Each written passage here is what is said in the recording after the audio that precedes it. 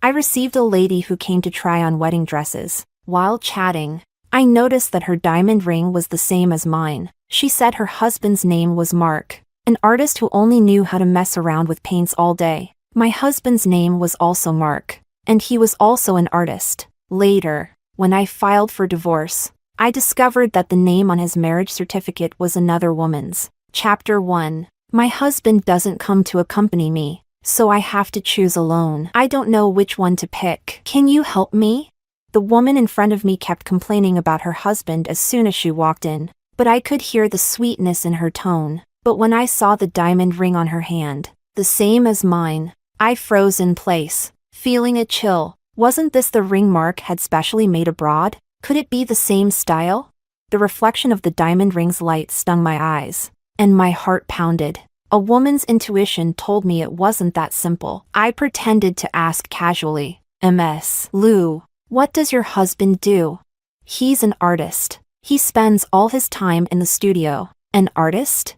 "My husband is also an artist." The same profession and the same ring. My mind exploded. I swallowed nervously. Do you have a picture of your husband? The bride's dress should match the groom's outfit for a harmonious look. As soon as I finished speaking, the woman eagerly picked up her phone to search for a photo. "Oh, actually, we've been married for years. We just wanted to take some photos to commemorate. Let me show you. This is our wedding photo." I quickly glanced with my eyes. My hand holding the phone started to tremble, and my hair stood on end. This is Mark, my husband of 5 years.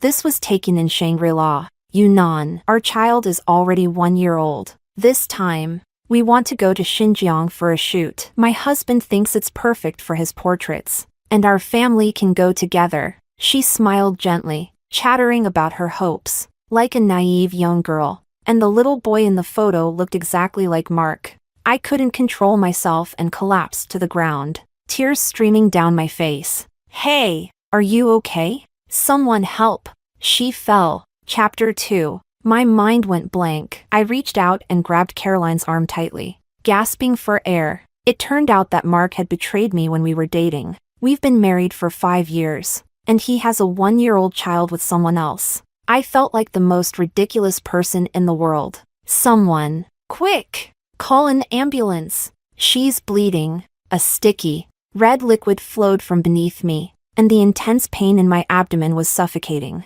This was the last thing I heard before passing out. "You finally woke up. You almost scared me to death. You are really too dedicated. Working in high heels while pregnant." Pregnant? Am I carrying Mark's child? No wonder I had been feeling so weak and nauseous these past few days. "The doctor said you are just a month along and need to take good care of yourself." Caroline's words were interrupted by the ringing of her phone, and I saw a photo of her and Mark on the screen. "I sent Uncle Wang to pick you up from the bridal shop. We're going to the Japanese restaurant on the west side tonight." She accidentally pressed the speakerphone, and I heard the voice I would remember for the rest of my life. "I'm not at the bridal shop. I'm at the First People's Hospital." "What happened? Caro? Are you okay? Why are you at the hospital?" "I'll be right there." I could hear the concern in his voice through the phone, and I could even imagine the anxious look on Mark's face. "Honey, I'm fine. I'm just here with someone else." As soon as she finished speaking, I heard Mark breathe a sigh of relief on the other end. "Okay. I'll head off then. Take care of yourself, okay?" Caroline said goodbye to me and left.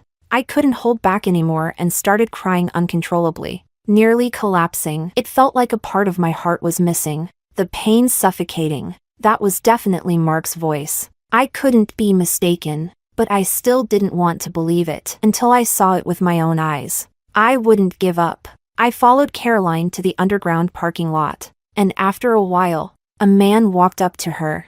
I saw clearly. It was Mark. Chapter 3. He skillfully pulled her into his arms, and Caroline playfully said, "You didn't spend time with me today, so you owe me a gift." Her tone was soft yet slightly domineering, completely different from how I usually was. Seeing this scene, I felt a lump in my throat and couldn't say a word, letting my body slowly slide down the wall. I couldn't control myself and started vomiting on the ground, my face covered in tears and saliva. When I got home, I sent him a message to come back. He almost immediately called me. I hung up, and he called again. I kept hanging up. 10 minutes later, I heard the sound of him unlocking the door. What's wrong, honey? What's so urgent? Mark's face was pale, his eyes nervously darting around. He rushed over and hugged me as soon as he entered, not even taking off his shoes. Thinking of how he was just flirting with another woman, I grabbed the trash can and started vomiting. The physical and mental torment I endured that day was unbearable, and I cried out loud. His face changed drastically, and he held me in a panic. Andrea, what's wrong? Let's go to the hospital, now. Slap. I used all my strength to deliver that slap. We're getting a divorce. As soon as the words left my mouth, I realized we never officially registered our marriage. We only took a few photos together, not even wearing wedding clothes. Chapter 4. We've known each other for 8 years and have been in love for 5. These 5 years have brought me unprecedented happiness. The bits and pieces of these 5 years even made me forget that we weren't legally married. Now I understand that I am the pathetic third party. The sour feeling in my heart couldn't be suppressed. Mark's face turned slightly as I slapped him, and he looked at me in shock. He didn't understand why my attitude had suddenly changed, but he still patiently tried to comfort me. Andrea, can you tell me what's wrong? Are you feeling unwell? He always comforted me like this, no matter how unreasonable I was. I almost screamed. You and Caroline have a child. She went to pick out your anniversary wedding dress today. You even took her to my favorite Japanese restaurant. Do I need to go on? Saying these few sentences already exhausted me. I hugged my arms tightly, squatted down, and tried not to make a sound, but the sobbing couldn't be stopped. He grabbed my hand, desperately trying to explain. Believe me, it's not what you think. Andrea, let me explain. She and I are just... What? Are you still going to lie to me? Why didn't you tell me? Why did you deceive me? You were already married. Why didn't you tell me? After saying this, I felt my throat tighten, unable even to cry out. Mark's expression changed drastically, his voice becoming hoarse. Andrea, I had my reasons. As soon as he said that, it felt like a giant hand squeezed my heart, and the pain swept through my entire body. Get out. I never want to see you again. Mark knelt beside me numbly, opened his mouth, and ultimately said nothing. It seems to be true. Mark indeed married Caroline, and they even have a child. Chapter 5. My first meeting with Mark was at school. I accidentally kicked over his paints while walking, and we exchanged contact information. Since then, he remained a quiet presence in my WeChat contacts. After graduation, I unexpectedly ran into him at an art exhibition, and he began to pursue me fiercely. He sent flowers, gifts, and painted exclusive portraits of me, making me feel loved for the first time. Those 2 years together were the happiest days of my life. I believed in him and in his plans for our future. From then on, he worked even harder, pushing himself like a tireless spinning top. He drank with investors to the point of causing a gastric bleed to secure a better exhibit spot. With his weak stomach, I cooked and delivered meals to him every day. My life gradually filled with mundane tasks, but I enjoyed it. He needed a quieter place to create, so I earned money to rent a better studio for him. I believed he loved me and that he would succeed. Later, we really did succeed. His artwork sold for astronomical prices, and the gifts he gave me became more and more luxurious. That day, when I saw the ring in his hand, I burst into tears. This is custom made from abroad, symbolizing my unique love for you. Mark proposed to me, and I accepted. I brought up the idea of registering our marriage, but he brushed it off with his busy work schedule. Oh, come on. There's nothing to worry about. For such an important matter, we should pick a good day to register. This kept getting delayed, and the good day to register never came. Now, he has branded me as the third party. Andrea, believe me, I was really forced. Mark squeezed my arm tightly, lowering his voice. Her father is a renowned painter in the industry. His recommendation can help me succeed faster. That painting her wouldn't have done so well without Caroline. I have everything today because of her. Why not seize this opportunity? You should understand me.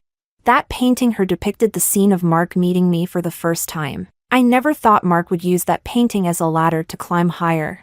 Chapter 6. My nose tingled, and tears I had been holding back fell immediately. So, when you asked me to abort the child, was it because she was pregnant?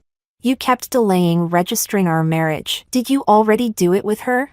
My chest felt like a giant stone was crushing it, and I frantically tore at him. Why didn't you tell me you were married? Why did you deceive me? Mark, are you even human? Mark didn't get angry despite me tearing his shirt. Instead, he knelt down with a thud. It's okay. You and she will never meet again. I won't let her appear in front of you. We can continue like this. I've given you everything. You don't have to care about a title. At that moment, I couldn't believe what I was hearing. Is this still Mark? Do you know what you're saying? Are you crazy? You want me to continue being the third party?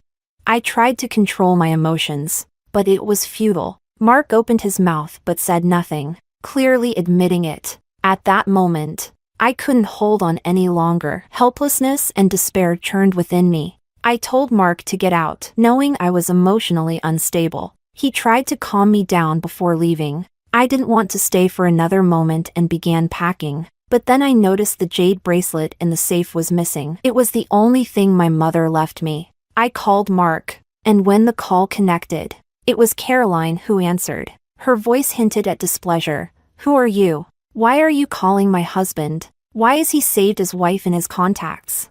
At that moment, I felt like I had fallen into an icy pit, my hand trembling as I held the phone. It turned out Mark always had two phones. Chapter 7. Hey! Say something. What is your relationship with my husband? Facing her questioning, I opened my mouth but couldn't utter a single word. I didn't have the courage to explain, nor did I have the courage to ask her where my mother's keepsake had gone. I quickly hung up the phone, even fearing she might call back, and I blocked Mark's number. I felt ashamed for interfering in their relationship, but I also felt wronged. Why can't I be happy? Who will compensate me for my 5 years?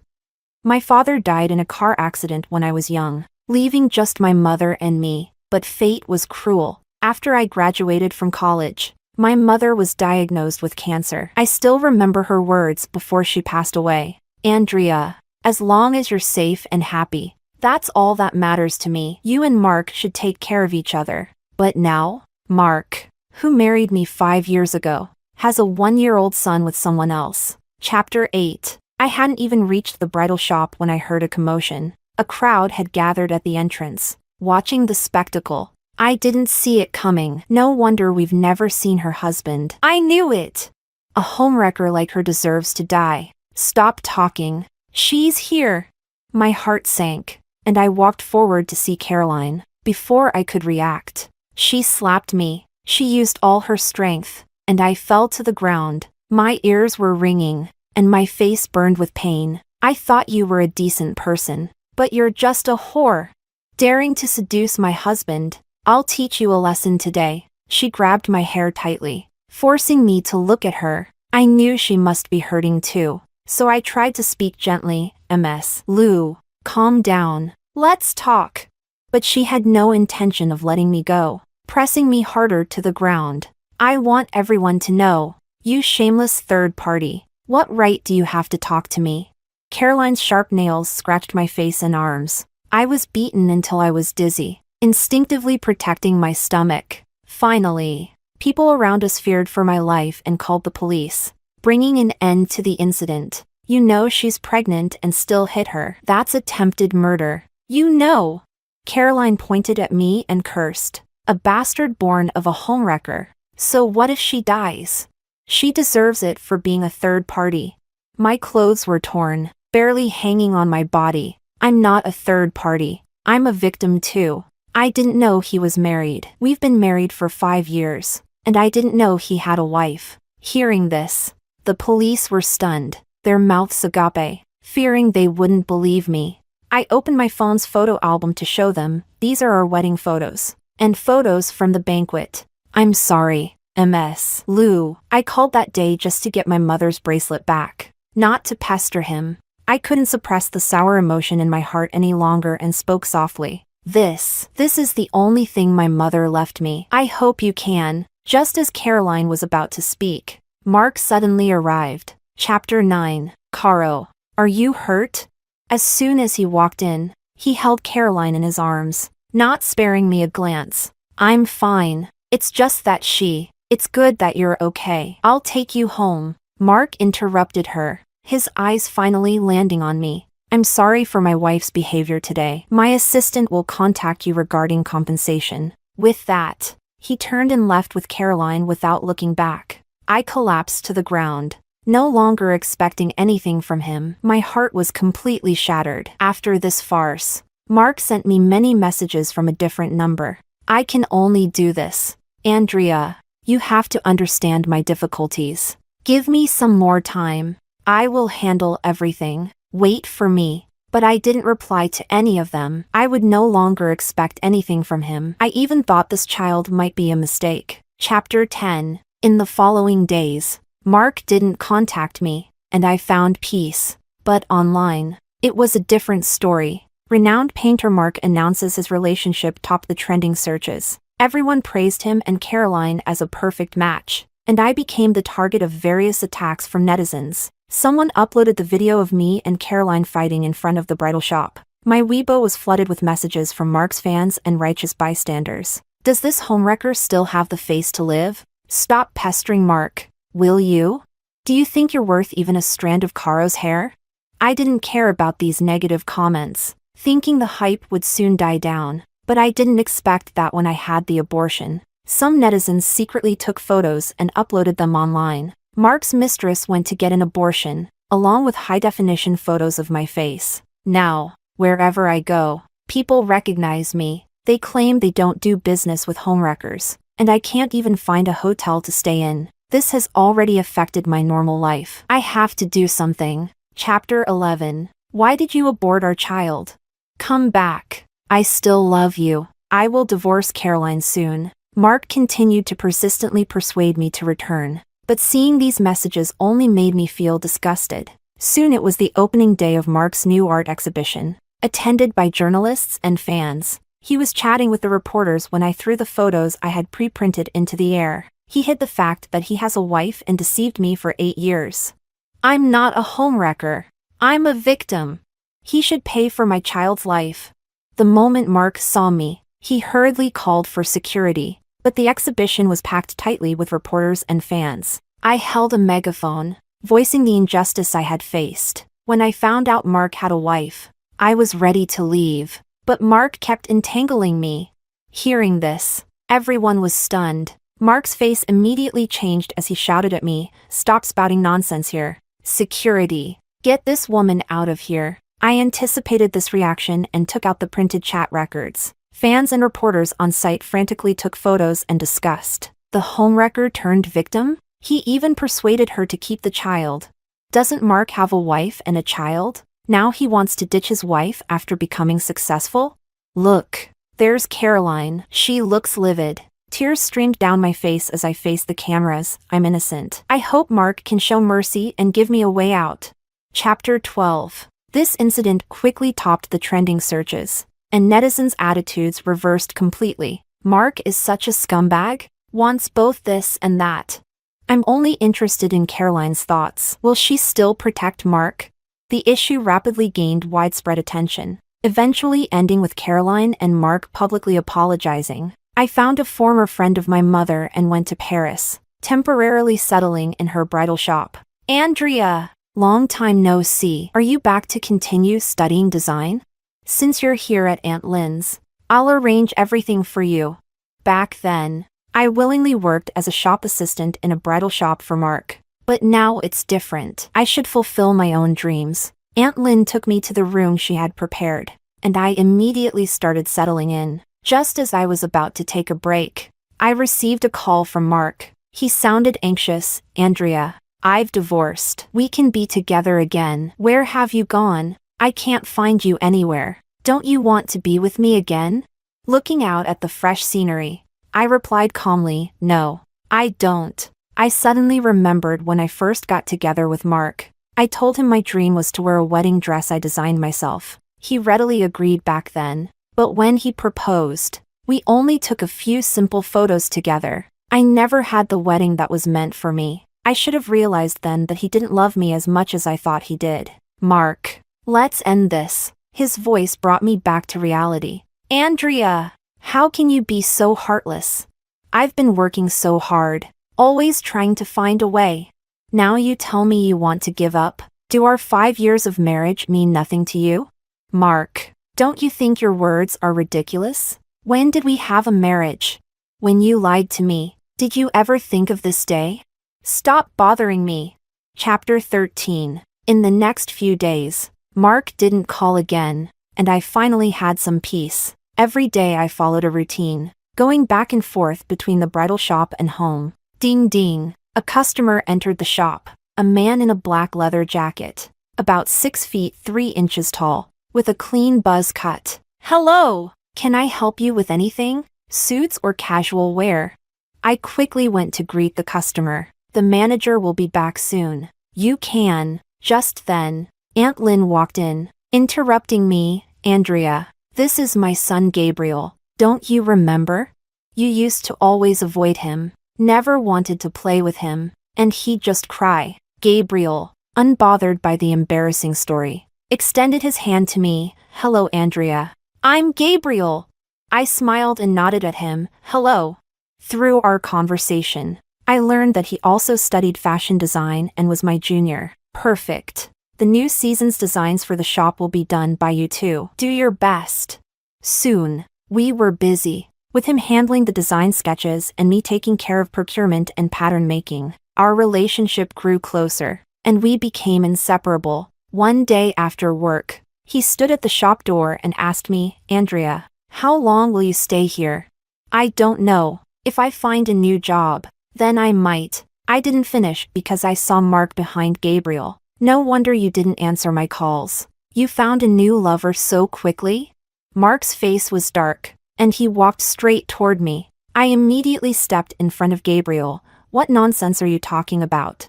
This scene seemed to infuriate Mark, and he began shouting. What did I say wrong? Aren't you just fooling around with him? Mark grabbed Gabriel by the collar and continued cursing. Do you know this is my wife? You dare touch her? Gabriel, not backing down, threw Mark to the ground with a judo move. Sorry. Has anyone ever taught you that attacking someone without reason can get you arrested? A fierce fight broke out, drawing a crowd of onlookers. Mark, stop this madness. We're over.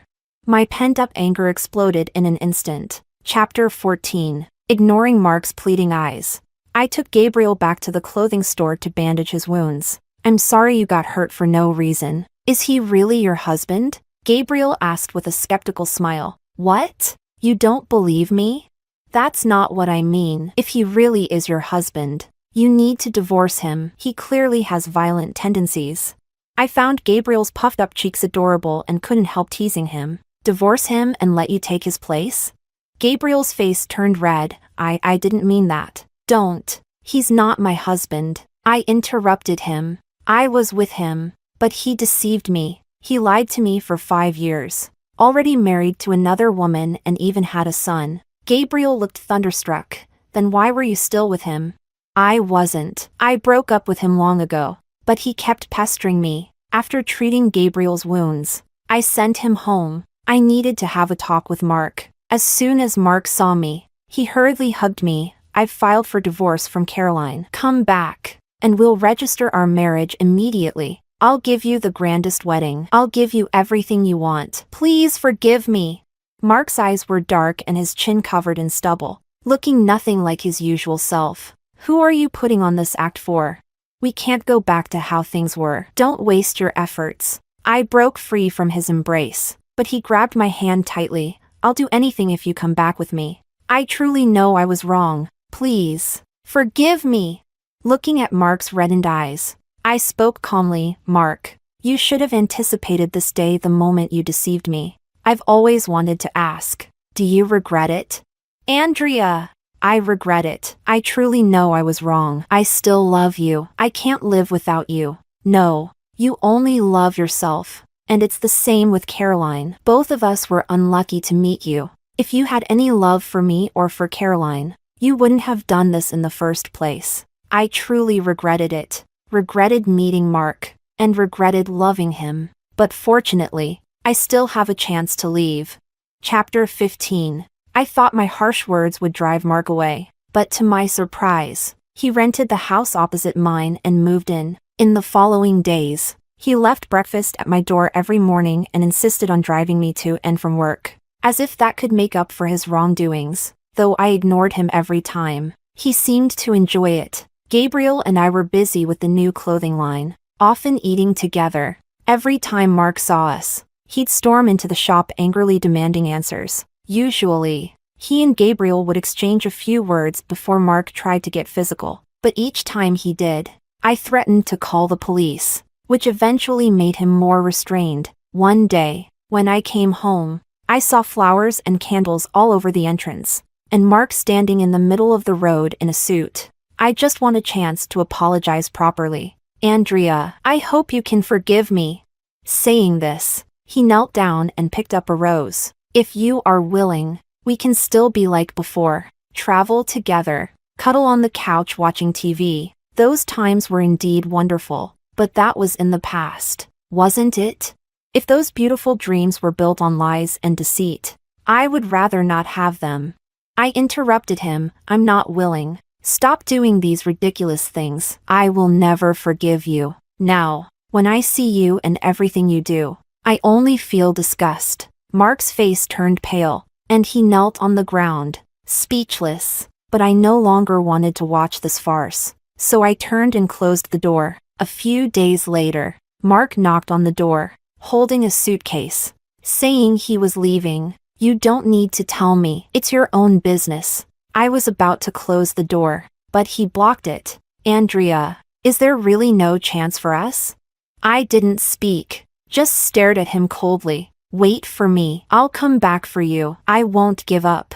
Chapter 16. 3 months later, I saw news about Mark and Caroline on my computer. It turned out that when Caroline couldn't find him, she pressured him through her father's company. But Mark didn't care about that at all. She had no choice but to threaten to jump off a building with their son if Mark didn't return, which forced him to go back. Upon returning, Mark held a press conference. He admitted that he had been with Caroline for fame and fortune while deceiving me at the same time. He announced his divorce from Caroline, his indefinite retirement from painting, and his intention to donate all his savings to charity. I was shocked by this news because he valued his identity as an artist the most. But Caroline refused to divorce and caused a scene daily in front of Mark's studio with many people. I didn't know what happened to them in the end, and I didn't care. After all, I had my own life now. Andrea, what are you looking at?